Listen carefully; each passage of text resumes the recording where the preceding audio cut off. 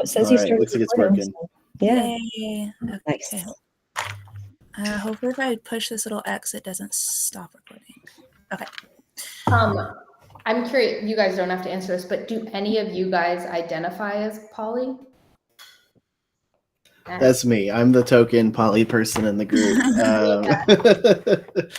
But I think we all kind of, there's 4 of us in the group. Emily couldn't be here today, but I think each of us kind of has our own story about like why we ended up in this group or why this was a topic that really interested us. And for me, like I am a poly person. I, didn't have much of a dating life before being poly. Like I, started kind of getting into the world of relationships and dating like pretty late in life, like in the grand scheme of things, like not really until my 20s. And then, kind of started out by asking questions that led me down the path to polyamory. And so I think I have a very different experience from most folks who come into the world of poly. And like, I just, I think being a member of that group doesn't mean that I totally get what it's like for other people. And so it's just been a great, like, learning experience for me, just kind of understanding the other parts of like this group that I don't belong to, or ways that different people experience it. So, yeah. Yeah. Well, thanks for sharing that. I love knowing all that. For me, I have worked as a hairstylist for almost the last 20 years, and that career, which I love, has exposed me to so many people, and that is how I learned about the polyamorous lifestyle. I have a number of clients who practice, if that's the right word, and I found it intriguing and interesting, and from the get-go, and just I really admire so much about it, and I have a lot of respect. And something I learned while I was talking to clients, or while I have spoken to clients who are poly, is that there hasn't been a ton of like really wonderful options in terms of like therapists that they felt super supported by and like comfortable with disclosing even maybe that part of their identity. And I was just really, for me, as Nat said, we all kind of have different like ways we came to this. For me, it was that, and wanting to like be a point of difference, So that's why I'm here. Yeah. I love that. I got chills when you shared that. Well, I have them a little bit too, actually, now that I'm noticing. Yeah, I definitely relate to a lot of what Amanda was talking about, just wanting to be able to serve communities and people who maybe don't have as many options, for therapists who don't have those experiences, and wanted to, I don't have a lot of personal experience with being poly, but I've have had like friends or, follow different medias and things like that. So YouTubers, yeah. YouTubers. Now we're friends. Absolutely. Let's see. So just looking over the questions. Oh yeah, I'll get mine up. I'll get them up too. So if I have think of anything.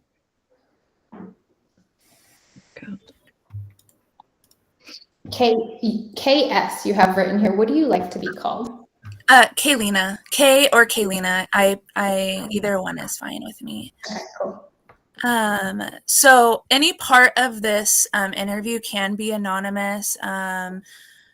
We've gotten permission from other interviewees to show clips of the video to the class. We've given the option to everybody whether they want their names left out, the video left out. So whatever you're comfortable with, and you can kind of even decide, before or after, how much you want to be anonymous or not.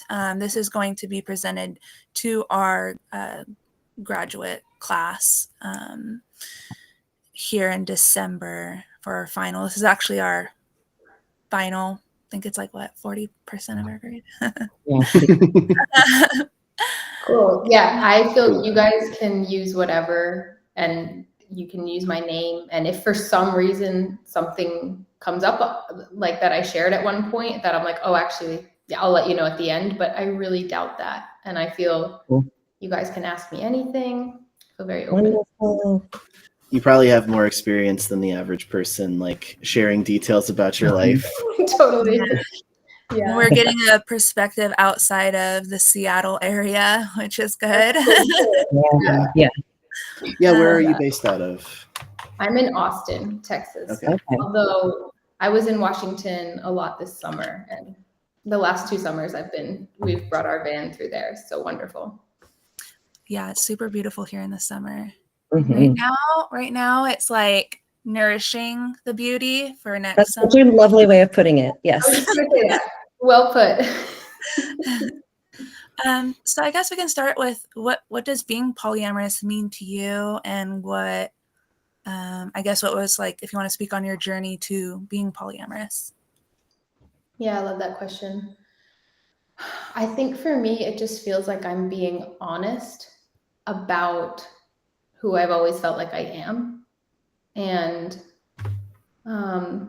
I think on some level, without telling other people their experience, like if I look at species, I don't think we're a monogamous species in the same way we see with certain animals that are like clearly meant to meet one mate and mate for life. And I've always felt, whether it was through friendships or partnerships, this feeling of like, we have the capacity to love many beings, and that can take a lot of forms. But there's also this pain around it and this confusion and lack of cultural support, which maybe was different in the past when it was more normal in like tribe or etc. So it almost felt like a coming home, like a remembering, which I love. And I kind of like flirted with that in my teens, but in a way that felt like there were 2 parts to me. There was the part that was like, I love having multiple partners. I love expressing myself. And then the part that was really fearful and jealous. And then kind of coming back to it towards the end of my 20s, ready to meet those fearful or jealous parts in a new way. So I guess being poly to me means just like being honest or giving space to express my full self, maybe. Yeah. That makes a lot of sense. Mm-hmm. Yeah. Thank you. And how do you think your experience of polyamory is impacted by any of your other intersecting identities? This could include gender, sexuality, race, social, economic class, religion, nation, culture, origin, disabilities, etc.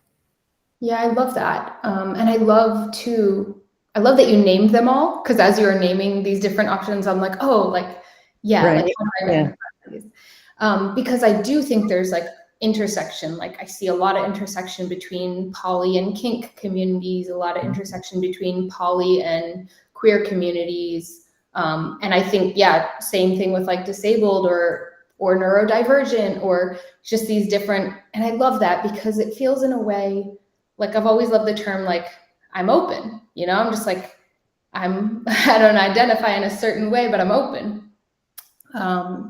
And so I think for me, as you were sharing those different identities, I do identify as queer, and it's really helpful to be poly when you're queer, because I have a number of friends who feel like they might have a male partner, but they feel attracted to beings of all genders. And so to be able to express that part of themselves, it's really helpful or challenging, depending if they're like in an open dynamic or not. Mm-hmm. And I think for me, getting to like just express my sexuality, I feel more of myself. And it feels cool to just be able to be attracted to whoever I'm attracted to and have the freedom to sort of like express that through my lifestyle.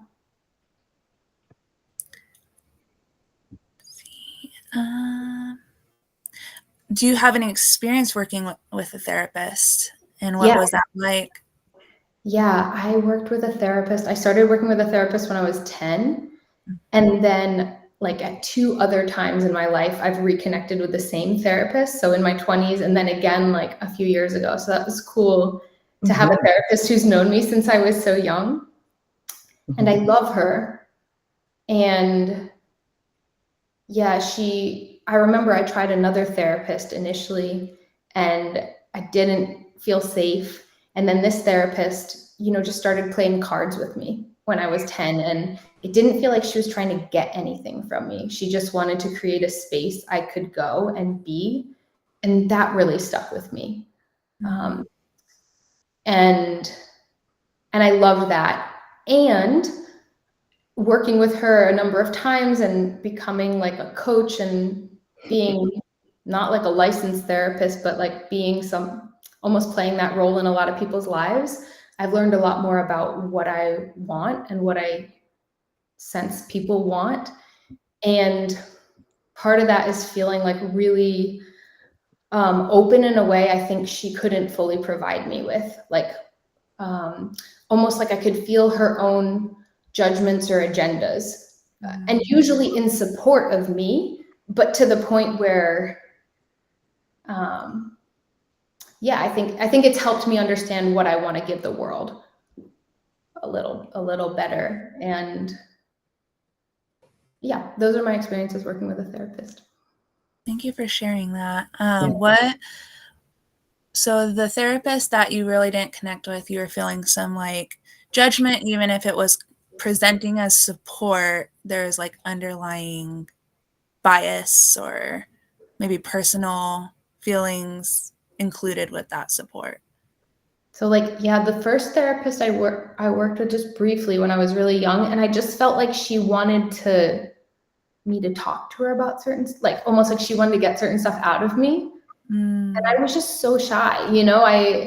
Even to this day, when I think about like, there's so many things I didn't tell my other therapist just because it just felt so, I just feel that way in general. Like I feel so private. And then when I did maybe share certain things, like so much of it felt good. And the parts of it that could have felt better, I think was like, maybe I would be sharing a challenge I was going through.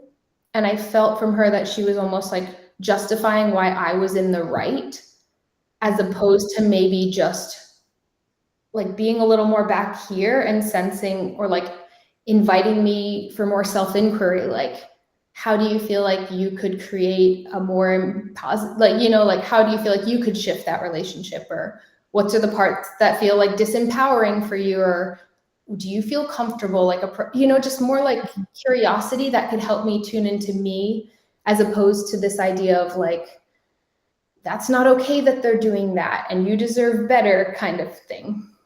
Yeah. So it sounds like more systems, focusing on the different relationships in your life and like your part and like how, what you can do to like, I don't want to say like improve it or just make a difference in those areas instead of like just validating your emotions. And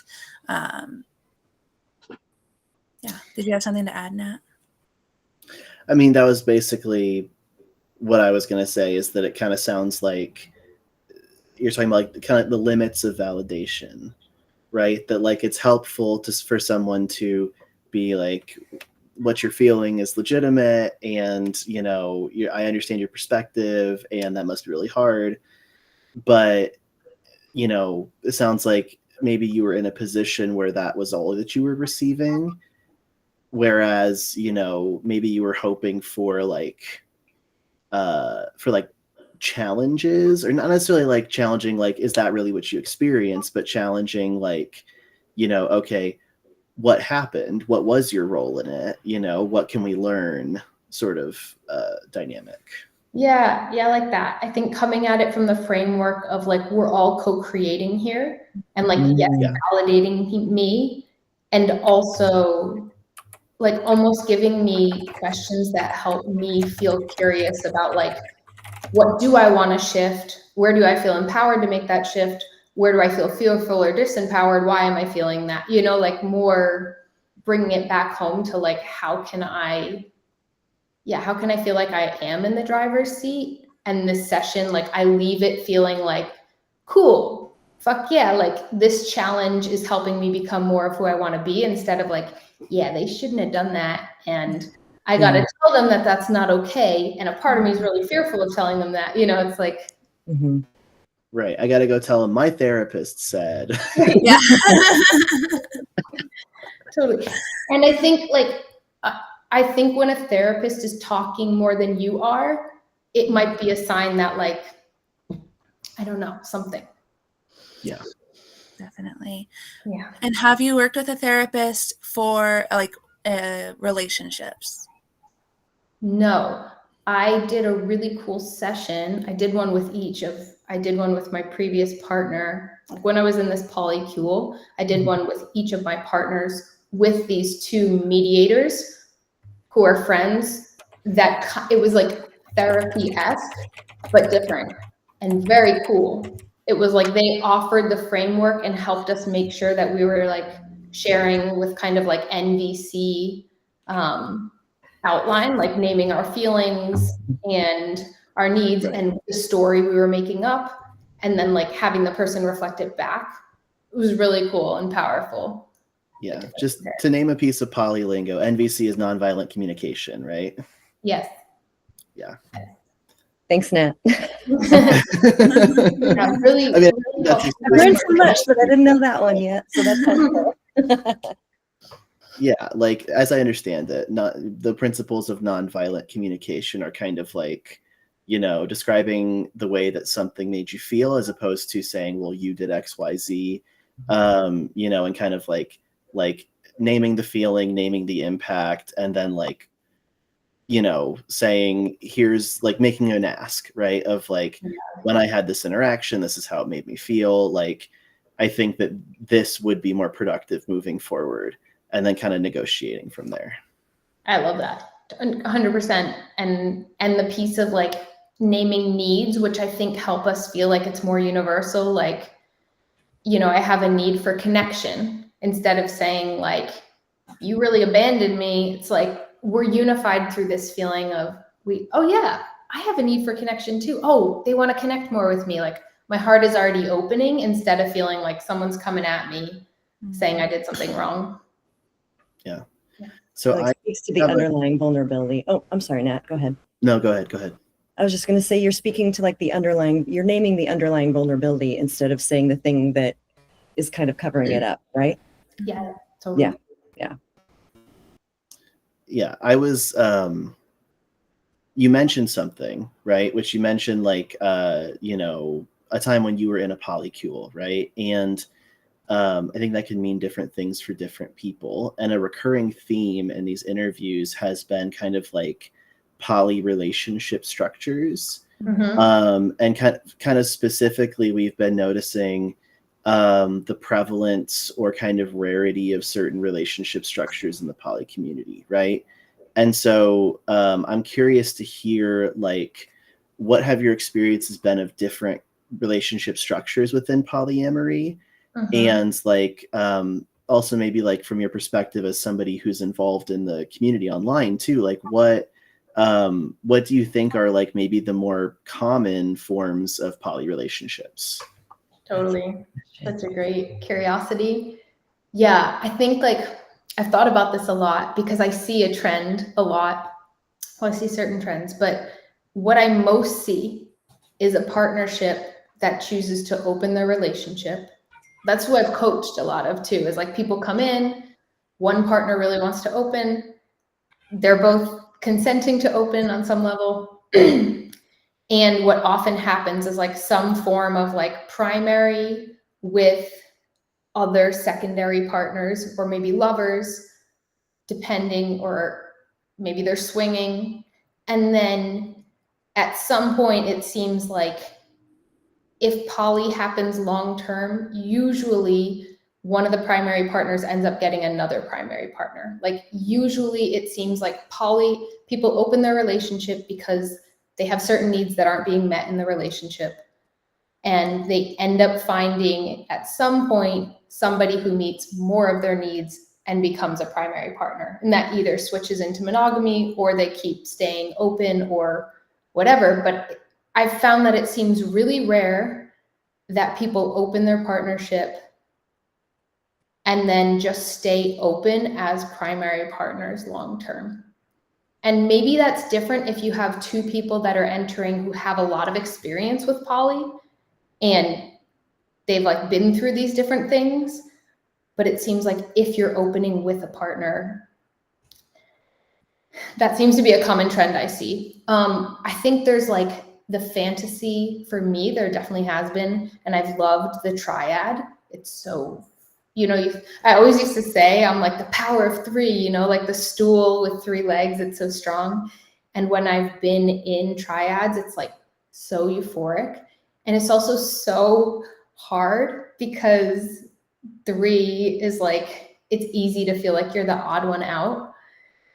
So I don't know any triads that have lasted a long time. I know triads that have existed for some time.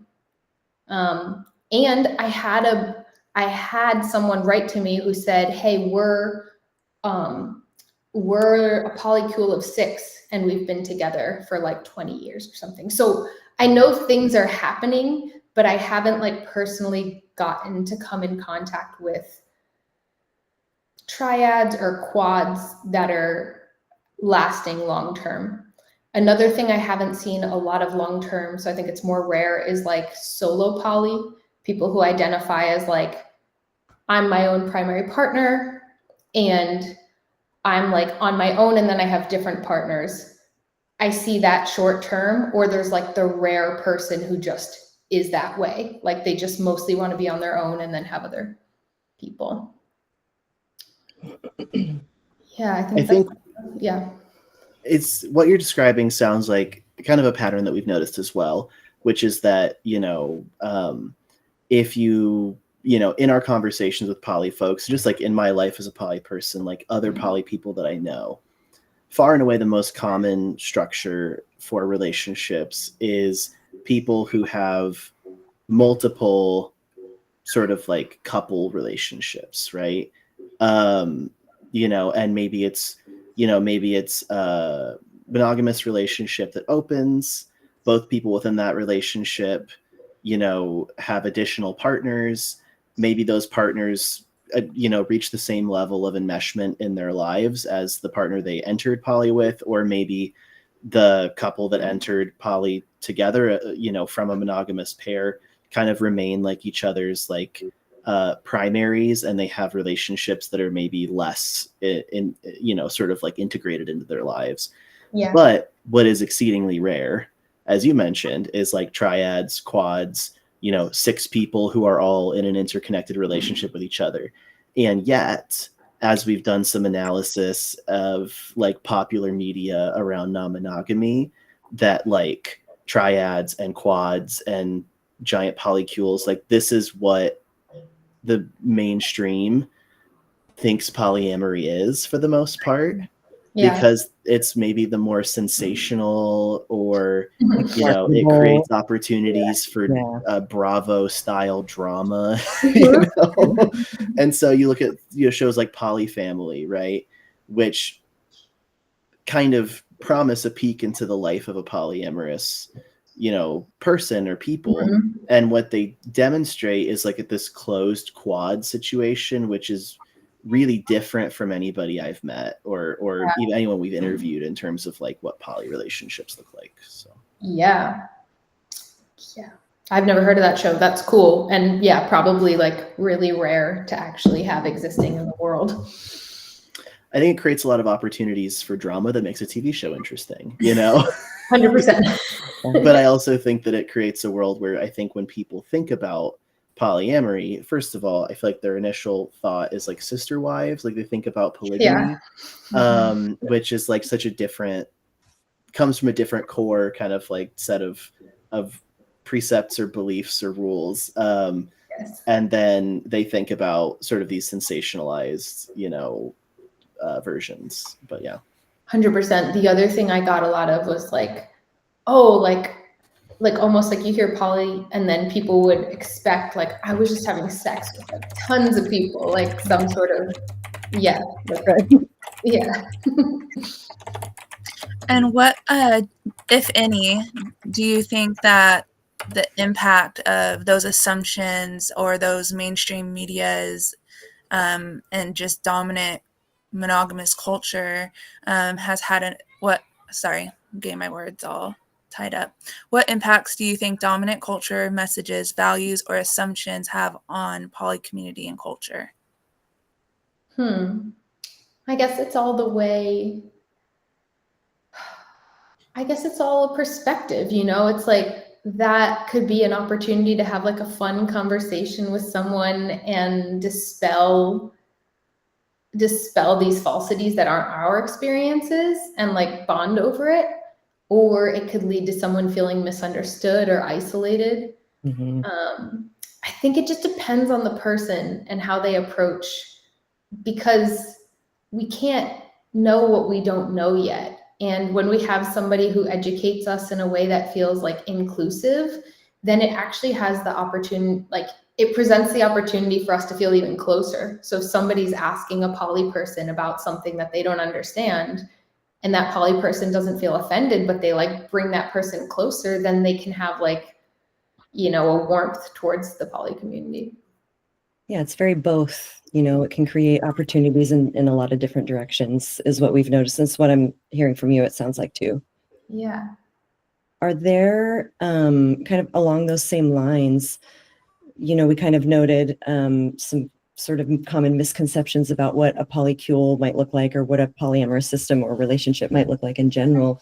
Are there any other, I don't know, things in media that you'd like to debunk, or any other things that you're like, oh, that's so not what it is? Or, you know, one thing we've heard is that sometimes people who haven't been exposed to the poly community assume that there's no jealousy or something like that. Like anything like that you might like to touch on, we'd love to hear. Yeah, I Or love that. be able to share as well. Yeah, I think one of the main ones I used to get is like people would think it's all about the sex. And I also think it is possible for people who are like to be poly for like, that is for them, it is all about the sex. Absolutely. And for some people, like it's all about the intimacy and the connection. And so it's like any other group, people do it for all different reasons. Yeah, for sure. It's almost like, yeah, the other thing people would say a lot to me is like, oh, but what about jealousy? Like, I'd love to do that, but what about jealousy? That's like the main thing that would come up. And it's just, I think as long as you're not like bypassing or avoiding it, it's just such an amazing opportunity to come back home to yourself, because I think poly will bring up your shit like nothing else. Like for me, it did. It doesn't as much anymore, but I think like it will. And if you want to have like a crazy growth journey this life, it's worth it for that. So yeah, for sure, understanding like it's not about jealousy not coming up, it's about having a deeper motivation, like a deeper why as to why you want to be engaging, and then being really open to work on yourself. Yeah. Trying to think of other misconceptions. I mean, Just that's a great so start. normal now, you know, it's like so normal. Yeah. Like your lens is totally shifted now. Right. And I think like, even if a lot of my friends, like I feel like I'm in communities of people who are really open-hearted. So even if it's like, cool, maybe it's like so normal to cuddle with friends or like be at ecstatic dance and have these intimate dances with people that like, and I see that whether people are in monogamous or polyamorous relationships. So I think there's like an understanding of intimacy that's growing in the world, or at least I feel that around me.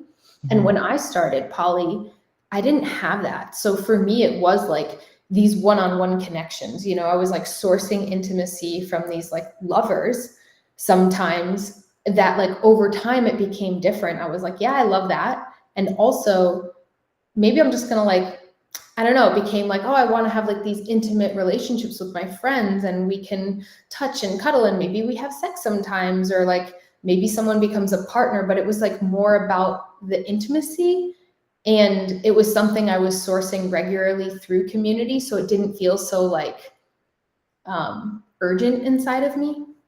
That makes sense. Yeah. And the point that you brought up about like it's not just all about the sex for everybody. We had the privilege of interviewing a marriage and family therapy associate, somebody who is out there practicing, completed their training, but they're still getting their full hours to become like a fully licensed MFT, who is primarily a sex therapist, primarily works with poly clients, and is ace. And her just sharing her experiences of like being poly and ace and working with people who are poly and ace. It's like, it's not about the sex at all for some people, you know. It's like, you know, she was describing her partner as like somebody who like is like her best friend and who she shares a lot of parts of her life with, and who like best friend just didn't really, it wasn't really achieving the goal of like explaining the depth of that relationship. And so it's like, well, you know, it doesn't need to have certain components to be like a valid, like, you know, partnership. This is what it is for us, you know? And I thought that was it's such a cool counter example to people who have a lot of like, I think there are like, you know, sort of like socially conservative biases against polyamory or non-monogamy as being something that like hypersexual people do to get things that they want sexually. And, you know, while I'm definitely not one to judge people who are out there because they want to have new sexual experiences, that's one small piece of such a big thing, you know? Yeah, I love that. And what you shared about her sound like, it reminds me too of like, have you guys come across this term relationship anarchy? Mm-hmm. Yeah, I felt like that's what I was most drawn to in the beginning, was just this idea of like, we don't have a definition. We get to create our relationships. And how powerful is that to like not have a template, so we make it up together as we go along, and then we don't end up falling into these categories that actually like we never chose in the first place. Right. Get to define. Yeah, I have such a complicated relationship with the term relationship anarchy, because like I'm so into it, but then I'm also like, people are going to misunderstand this the same way that they misunderstand anarchy as like a political concept, which is that people think anarchy means chaos and no rules. Right. Totally. You know, and it's like, you know, I don't want the relationship version of that. Right. But, you know, which like I think some people do, oh, relationship anarchy is like I have no obligations to anybody and I can do whatever I want all the time. And it's like, Totally. that's not a great way to build trust in relationships a lot of the time. But it's like anarchy, you know, if you're seeing anarchy as it's not about there's never any rules, do whatever you want in the moment. And it's more about like no kings, no masters, you know, like that kind of anarchy where it's like, it's just like we make the rules for us versus like there are no rules kind of thing. I love that. I like that nuance too. Yeah. I like this term, like being in right relationship. I think that's what's come for me over the last few years. Like, do I feel like I'm in right relationship, like first and foremost with myself? And then like, I guess I could say right or like aligned. Like, does my relationship with each person in my life feel like it's resting right where it wants to? Yeah. So Brittany, if you had the chance to address, you know, these future systemic marriage and family therapists, and given that, and you can give them any advice with all of your personal experience, your coaching experience, on how to best work with polyamorous individuals or couples, and I don't know if there's any, if there would be any differences than, you know, working with a monogamous couple in your view than working with a polyamorous couple, and any advice you would have on that. Yeah, thank you for asking. I love that question. I think it's like being available to check what something brings up for you internally, because I think that's what keeps us from listening and like really being available to support and understand someone else is like when something gets caught for us, we want to be present for them, but like they just said something that actually triggers something inside of me, and now I have a bias. So I think that is true across the board. I just think it comes up more often in poly situations because not as many people are exposed to them.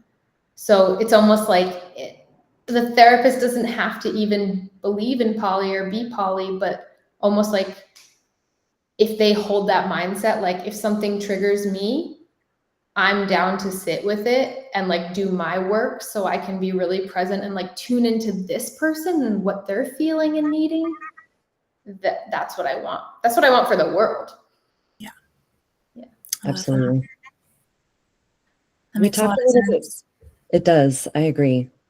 We talked before a little bit about just like judgments and things you've run up against, but especially if you don't mind me asking, with you living in Texas, I'm also curious about like systemic things you've run up against, or feel free to get political if you would like, I suppose, but things that kind of along those lines that you've run into that could be barriers or that you would like therapists to be aware of in that way.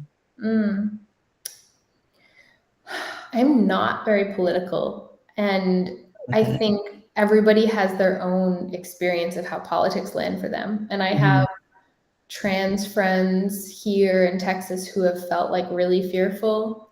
And I have trans friends who have voted for Trump and feel like empowered and like they're able to see so it's like everybody kind of has their own thing. And I guess the helpful thing to know is like, maybe I think politics are a place for people to put a charge that they might not realize they have underneath, some sort of feeling like out of control or disempowered. So it's almost like whenever somebody brings that sort of energy, and I think politics is just a common place that people can put it, or like let's say systems, feeling like the system is somehow keeping them down. I think it's just such a powerful place to tune in and help people feel like safe and like almost like gently encourage them to find like what are the underlying things without pointing out like, hey, I think like that's your shit and you're putting it on the system, like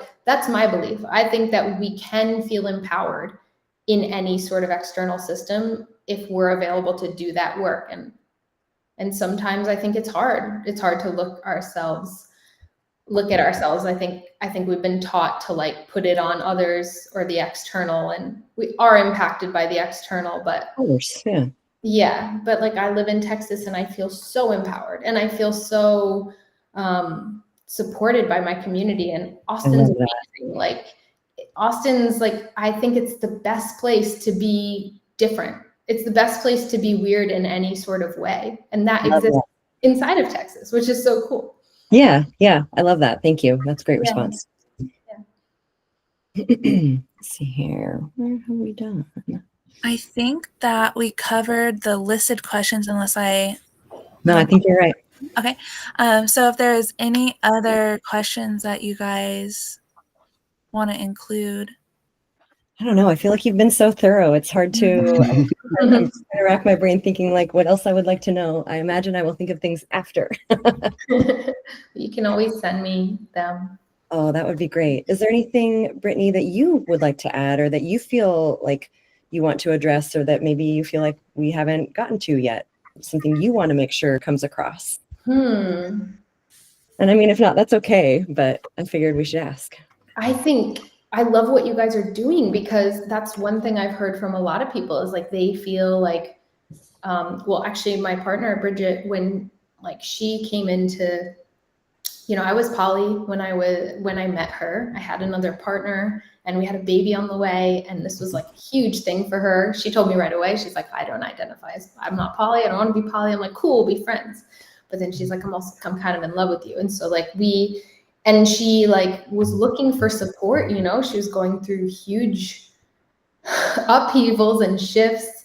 We were all living together for part of that, and she was trying to find support, and she looked a number of times, and just a lot of the feedback she got was like, that's not healthy. Like, you shouldn't be doing that. And like, while that was partially true, like for sure there was truth to that, it would have been so nice if she could have found like somebody who would have said like, okay, this is what you're choosing. Like, how can we make it feel good for you? Yeah. So just that you guys are doing this is so cool. And I'm excited for like more people getting the support that they need.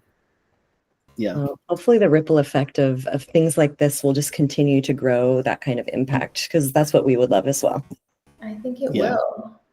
I think Yeah, it will. you know, and in our attempts to find like really exciting advice to give people about how to work with poly clients, like, you know, like I want to, you know, we want to have like tips and tricks, and the reality is what we've heard from, you know, poly people just out in the world who are talking about their experiences as a client of therapy, or the therapists we've talked to who are actively working with poly people and relationships.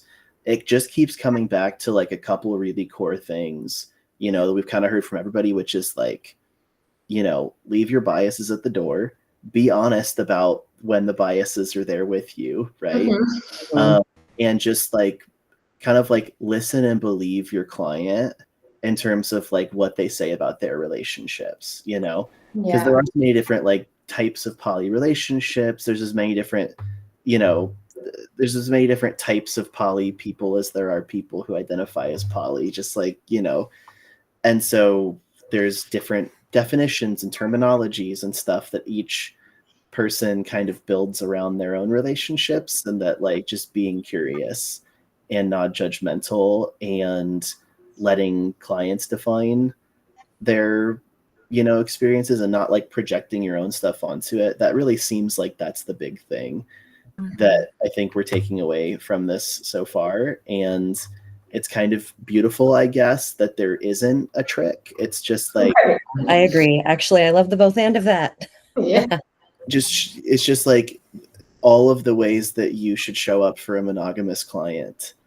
Right. You know, it's just like, but you kind of have to leave your sort of mononormative expectations at the door, and then just like meet them and talk to them about their life on their terms, right? Yeah. And I think something you said that I thought was like so quotable is like, you know, you don't need to like, however you feel about polyamory as a therapist, like doesn't actually matter that much, you know, like what matters is like, how can you show up for your client or clients who are in the room?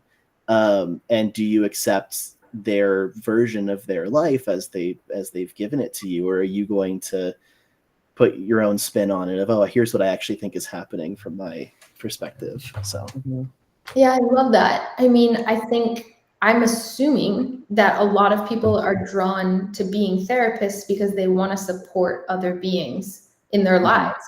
And so keeping that central, like, okay, my job is just to support this being. It's like being a mom. It's like, my job is to support my son becoming who he wants to be. It's like, has nothing to do with me, really. Yeah. Right. Yeah. And then I think everything's just amplified. So knowing that like their daily rhythms, how resourced they are, like all that matters so much more, like with a child too, actually, but like in poly, I think it matters more especially if you're new to it and can like be triggered regularly or etc. Things are just heightened. Makes sense. Definitely. Well, awesome. I appreciate you. We appreciate you doing this interview, Brittany. It's super helpful. We're so grateful. Yeah. I love talking. I love connecting with you guys. Thank you. Likewise. Yeah, and if you do think of anything, you could just shoot me a message. I can send you an audio clip or something. Oh, that's so generous. Thank you. It sounds great. Yeah. This has been so valuable. So incredibly valuable. Thank you so much for your time. Yeah, thank you all. It's really nice to be here. Yes. Okay. Have a good Well, evening. good luck on your project. Thank you. Yeah, thank you. Appreciate We'll that. find some version of the finished product we can share back with you, so you see. would love that. We'll circle back. That would be the wonderful, I results. think. That would feel really special. Yeah. Yeah, and when y'all are practicing, if you are looking for clients, you could always send me your info, because people do reach out to me regularly for poly-friendly therapists. Cool. Yeah, Very cool. that'd be We'll great. keep that in mind too. Thank you. Yeah. For sure. Okay. Hope you guys have a great night. You too. Yeah, have a good night. Thank you. That was so fun, guys. That was great. That went so well. Yeah, seriously. Yeah. Yay. Somebody, it's nice to interview somebody who's like used to Yeah. speaking about these things, right? Yeah. And she has so many videos on YouTube about being poly, and even going back 10 years when she was with her last partner, and like everything she was talking about is like documented.